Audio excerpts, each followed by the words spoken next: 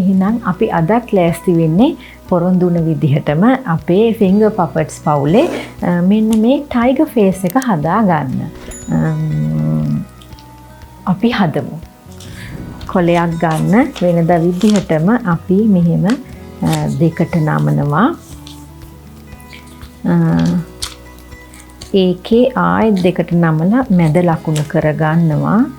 එතනින් හරියටම මෙතනට මෙහෙම උඩට නමනවා. මේකත් මෙහෙම උඩට නමනවා. පොඩි පොඩි වෙනස්කම් කරාම බලන්න අපිට හැඩ කොච්චරක් හදාගන්න පුළුවන්ද කියලා. ඒ සතාගේ මූලික හැඩය ගැන හිතලා අපිට තාම පුංචි වෙනස්කම් තමයි කරන්න ඕනේ. ලොකු හැඩයේ වෙනසක් හදාගන්න. දැන් අපි ටයිගර්ගේ කන් දෙක හදනකොට ගොඩාක් මෙහාට ගන්නේ නැහැ අර වුල්ෆ් හදනකොට ගත්තා වගේ. අපි මේක කෙලින් පොඩ්ඩක් උඩට එන විදිහට තමයි හදන්නේ. මෙතන මෙහාට උනාට කමක් නැහැ. මේ වගේ. එහෙම ගත්තම මේකත් මේ විදිහටම ගන්න ඕනේ. ඊළඟට මෙතන අපි මෙහෙම කෙලින්ම නමමු. මෙතනත් මෙහෙම කෙලින් ත්‍රිකෝණයක් එන විදිහට නමමු. ත්‍රිකෝණ ගොඩකින් තමයි අපි මේ හැඩ හදාගන්නේ. ඊළඟට මෙතන කොටසත් අපි පුරුදු විදිහටම මෙහෙම නමා ගන්නවා.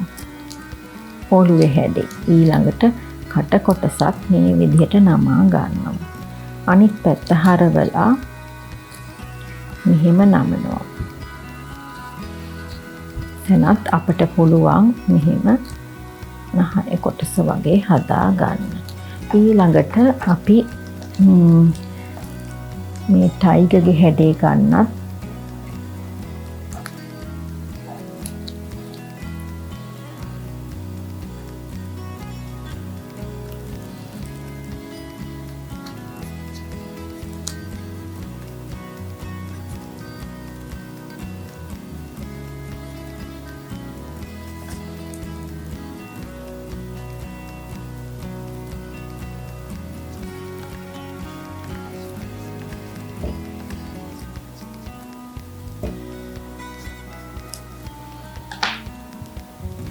ඉන්න බලන්න.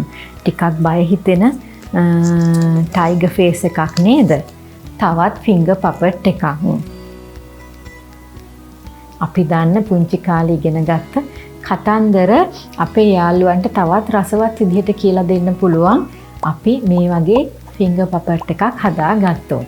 ඉතින් අනිවාර්යෙන් හදලා බලන්න. මේක හරිම රසවත්. තවත් දවසක හම්බෙමු මේ වගේම තවත් ෆින්ගර් පපට් එකක් හදන්න. එහෙනම් ගිහින් එන්නම් හැම දිනාටම ආයුබෝවන්.